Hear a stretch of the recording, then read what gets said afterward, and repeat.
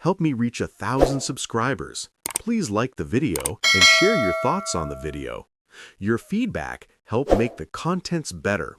Now let's get to the story. My phone buzzed at 2 a.m., and I knew immediately that nothing good happens at 2 a.m. Nothing.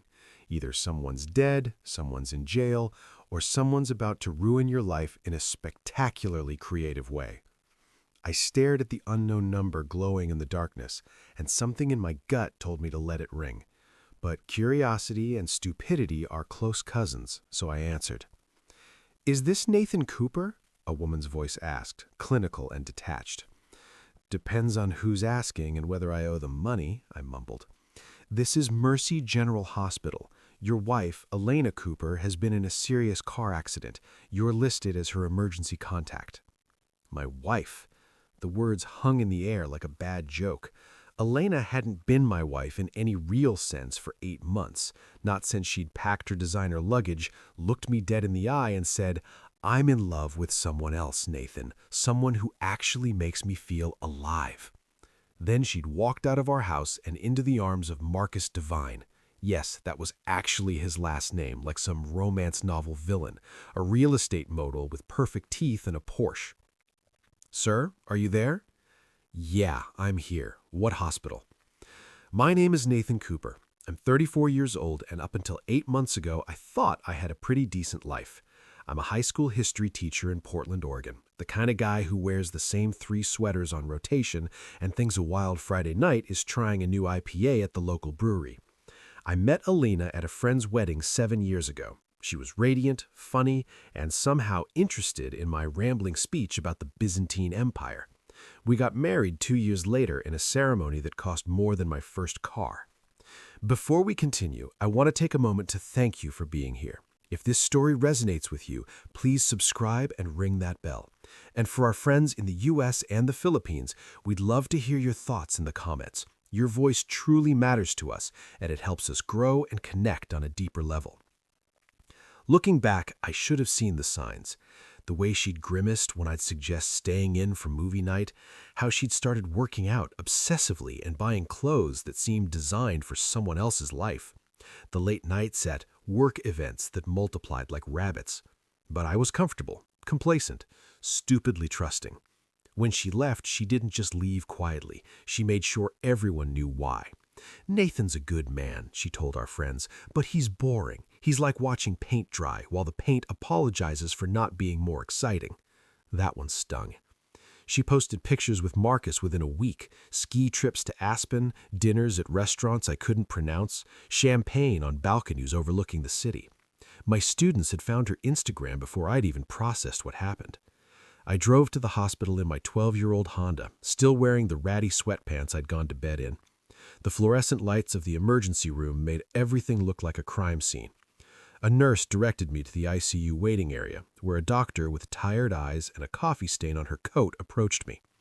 "Mr. Cooper, I'm Dr. Martinez. Your wife is stable, but she's sustained significant injuries: fractured pelvis, broken ribs, severe lacerations, and a traumatic brain injury. She's unconscious right now." "What about Marcus?" I asked, though I'm not sure why I cared. Dr. Martinez's expression shifted. "The other passenger didn't make it. He was pronounced dead at the scene." I should have felt something. Shock, satisfaction, sadness, anything.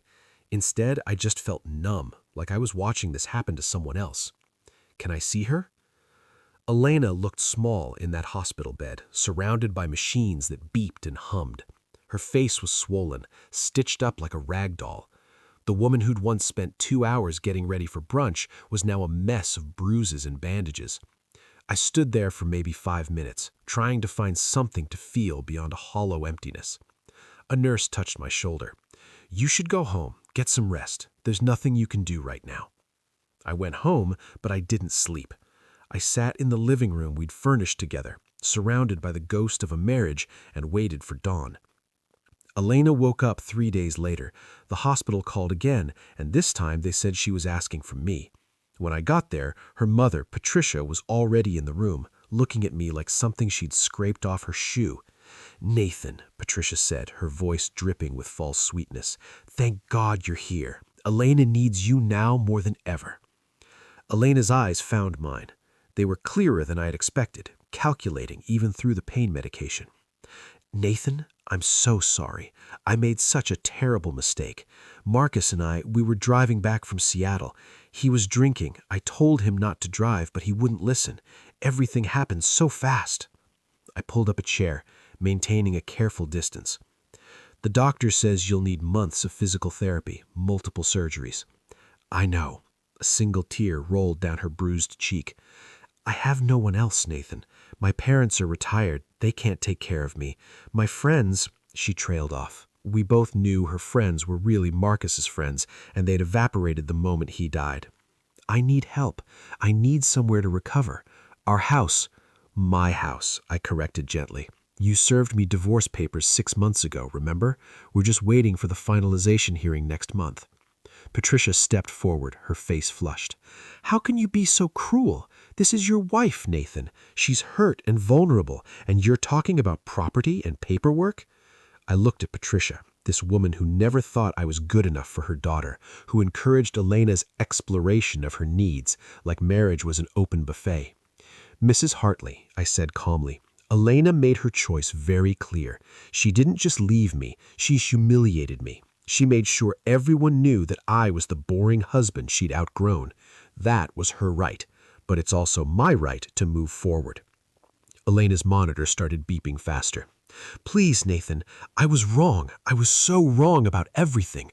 Marcus wasn't who I thought he was. He was controlling, aggressive when he drank. I wanted to come back to you months ago, but I was too proud, too ashamed. You wanted to come back? I asked, genuinely curious. When exactly? Before or after the Cancun vacation you posted about? Before or after you told a mutual friends at Dave's birthday party that leaving me was the best decision you'd ever made? The room went quiet, except for the machines. If you're enjoying this story and want to see how Nathan handles this impossible situation, hit that subscribe button and turn on notifications. You won't want to miss what happens next. Things changed, Elena said weakly. People change. I changed. I stood up, adjusting my jacket. I hope you recover, Elena. I really do. But I'm not your safety net. I'm not your backup plan when the exciting life doesn't work out. Where am I supposed to go? Her voice cracked. I can't afford a nurse. My insurance won't cover everything. The house Marcus and I were renting, his estate is taking it back. I have nothing, Nathan. Something flickered in her eyes that I recognized. It was the same look she'd get when she wanted something. A vacation we couldn't afford, a designer bag, an upgrade on her car. The look that calculated exactly what to say, how to say it, what emotion to deploy. I'd fallen for it 100 times during our marriage. Not anymore. That sounds really difficult, I said. I'm sure you'll figure it out. I walked out of that hospital room while Patricia shouted after me about heartlessness and karma and Christian charity. I drove home, poured myself a bourbon I'd been saving for no particular occasion, and called my lawyer.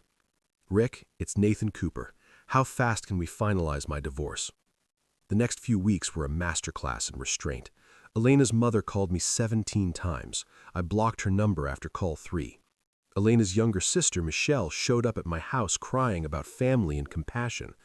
I politely told her that Elena had stopped being family the moment she chose to destroy our marriage, and compassion was for people who hadn't spent 8 months as the punchline to their ex's new life. My friends were divided. Half thought I was being cruel, that this was my chance to be the bigger person. The other half quietly told me I was proud I was standing up for myself. My best friend Jake, who'd watched Elena's departure up close, took me out for beers. You know she's telling everyone you abandoned her in her time of need, right? Jake said, nursing his IPA. Let her talk. Anyone who believes I'm the villain in this story wasn't paying attention. Her mom set up a GoFundMe. Abandoned wife needs help after tragic accident. It's raised like 15 grand. I laughed, dark and sharp. Of course she did. Did she mention the part where Elena abandoned me first? Or is that not tragic enough?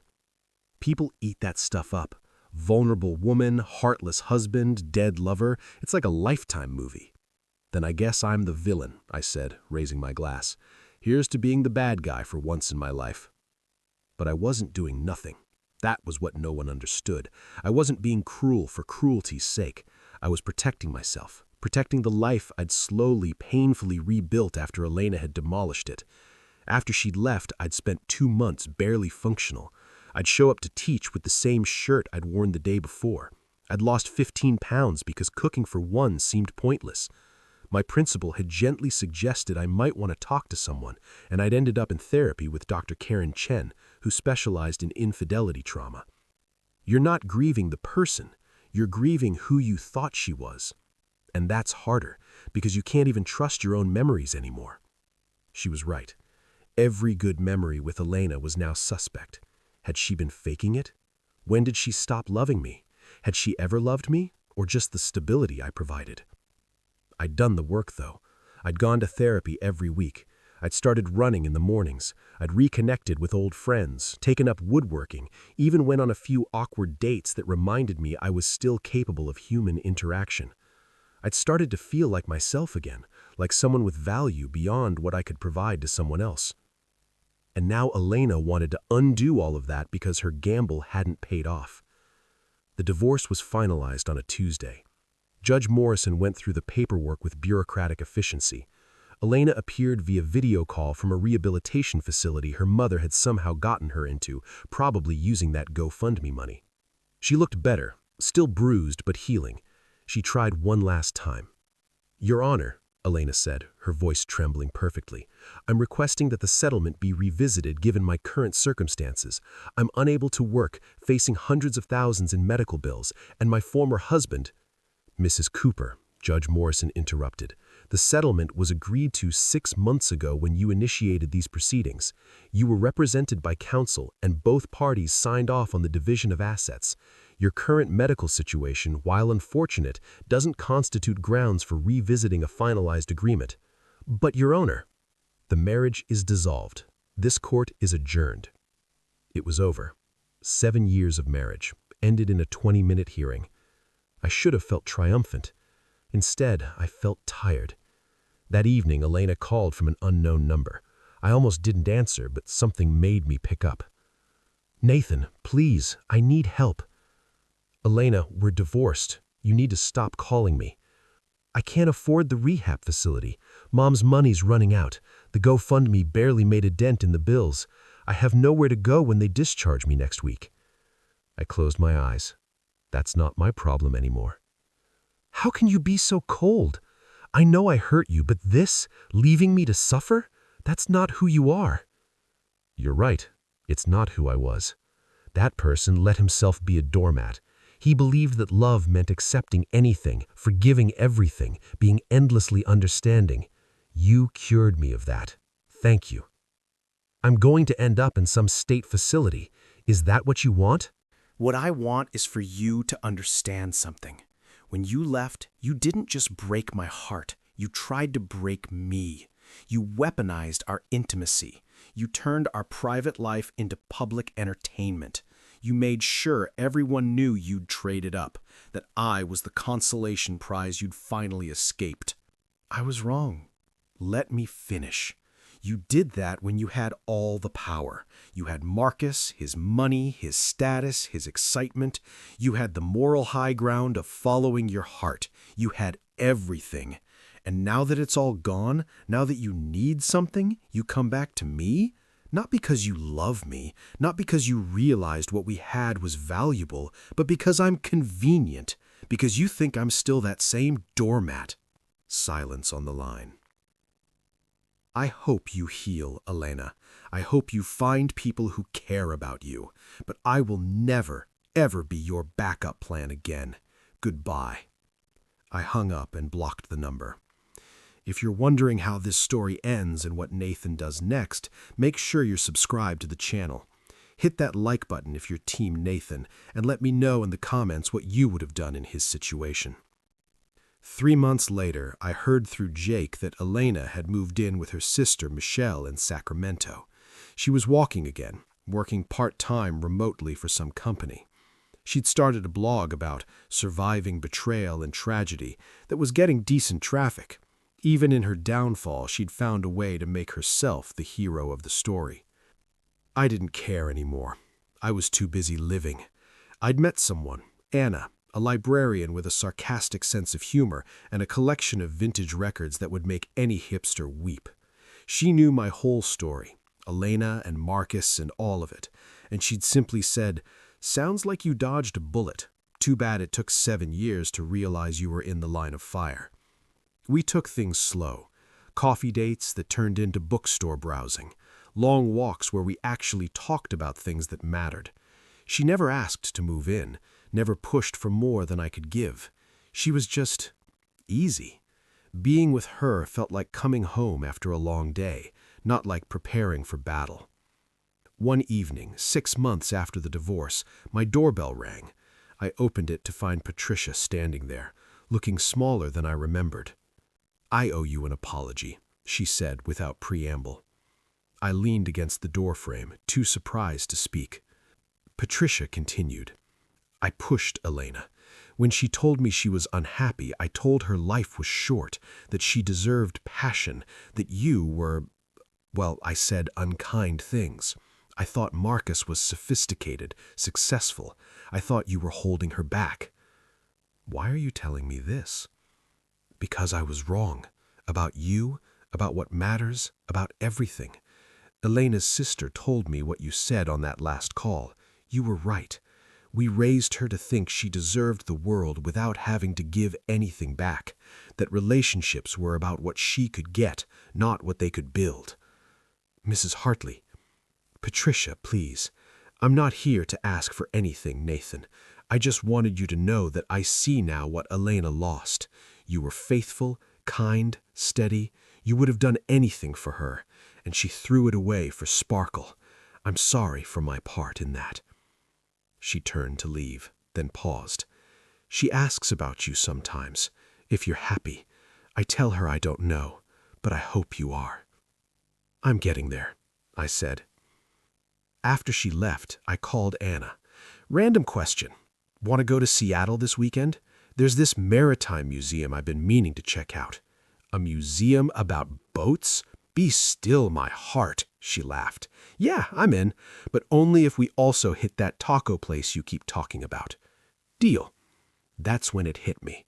This was the revenge Elena could never understand. Not cruelty, not punishment, not making her suffer. The revenge was me being okay without her.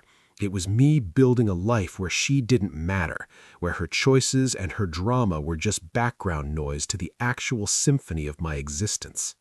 She'd wanted me to collapse, to prove that I needed her, that I couldn't function without her. Instead, I discovered that I functioned better. I was happier, lighter, more myself than I'd been in years. The ultimate revenge wasn't making her pay. It was me not caring whether she paid or not. It was me moving on so completely that she became irrelevant. Not a villain in my story, just a character who'd written herself out. I thought about that night she left, standing in our living room with her suitcases, telling me I wasn't enough. She'd been so certain, so righteous in her conviction that something better was waiting out there. And maybe something was for her, but it wasn't with Marcus. It wasn't in the Instagram perfect life she'd tried to curate. It wasn't in the excitement and passion she'd chased. I'd learned something she never would. Happiness isn't something you find in another person. It's not a destination you reach when you meet the right partner or make the right amount of money or get the right house. It's a choice you make every day to build something worth having, to be someone worth being. Elena had spent her marriage looking for the exit, convinced that happiness was somewhere else, with someone else. She'd finally found her exit, and it had led her exactly nowhere. Meanwhile, I'd stopped looking for exits. I'd walked through the door she'd opened, and I'd found that life on the other side was pretty damn good. I texted Anna, "Actually, let's make it a long weekend. I want to take my time." She responded immediately, "Look at you being spontaneous. Nathan Cooper, you rebel." I smiled at my phone. Yeah, I thought. Rebel. A year after the divorce, I got one final message from Elena. It came through LinkedIn, all places, probably because I'd blocked her everywhere else. "Nathan, I saw that you're engaged. Congratulations. I mean that. I hope she makes you happy. I hope you have everything you wanted. I'm sorry I couldn't be that person for you. I'm sorry for a lot of things, but mostly I'm sorry I never realized what I had until it was gone. You deserved better than me. You always did. I hope you've forgiven me, even if you can't forget. Be well. I read it 3 times, waiting for the anger or satisfaction or something, but all I felt was a distant sadness for the people we'd been. 2 people who tried to build something together and failed. Not because either of us was evil, but because we'd wanted different things and been too stubborn or scared to admit it until everything was broken. I didn't respond. There was nothing left to say. Instead, I closed my laptop and went to find Anna in the kitchen, where she was attempting to make homemade pasta and swearing creatively at the dough. "This is harder than it looks," she muttered, flour in her hair. "Most things are," I said, wrapping my arms around her waist. She leaned back into me. "Deep thoughts from Professor Cooper?" "Just thinking about how lucky I am." "Damn right you are. I'm delightful." I laughed, really laughed, the kind that comes from somewhere genuine and unguarded. And that's when I knew. Elena hadn't just lost me. She'd lost the chance to be part of this messy, imperfect, absolutely perfect life I was building. That was the revenge she'd never escape. Not because I'd taken anything from her, but because I'd finally taken everything back from her. My peace, my joy, my future. She'd tried to diminish me, to make me small, to reduce me to the boring husband she'd outgrown. But here I was, bigger and fuller and more alive than ever. And she was somewhere else, finally understanding what she'd traded away. The wedding was small, just close friends and family in a garden in late spring. Jake was my best man. He gave a toast that carefully avoided mentioning my first marriage, focusing instead on new beginnings and second chances. Anna and I honeymooned in Japan, spending 2 weeks eating incredible food and getting lost in translation and laughing at ourselves. We came home to our house, not the one I'd shared with Elena. I'd sold that a year ago, to a golden retriever puppy Anna had secretly arranged, and to a life that was ours. Sometimes I wondered if Elena ever drove by the old house, if she saw that new family living there, if she felt anything. But mostly, I didn't think about her at all. That was the revenge, the perfect, quiet, and devastating revenge. Not that I'd destroyed her, not that I'd made her suffer, but that I'd moved on so completely, so genuinely, that her attempts to destroy me had only revealed how strong I actually was. She'd thought leaving me would break me. Instead, it had freed me. And that freedom, that absolute refusal to let her define my worth or my future, was the one thing she could never take back, the one victory she could never claim. I won by losing her, and every day after, I kept winning by being happy without her. That's a revenge that lasts forever. Thanks for sticking with Nathan's story till the end. If you enjoyed this journey of self-respect and moving forward, don't forget to hit that like button and subscribe for more stories like this. Drop a comment below and tell me where you're watching from. I love seeing our community grow from all quarters of the world. Special shout out to our amazing viewers from the United States, the Philippines, and Canada. You guys make up the heart of this channel, and your support means everything. Whether you're Team Revenge or Team Forgiveness, let me know your thoughts in the comments. Your perspective matters, and I read every single one. Share this video with someone who needs to hear that it's okay to choose yourself first.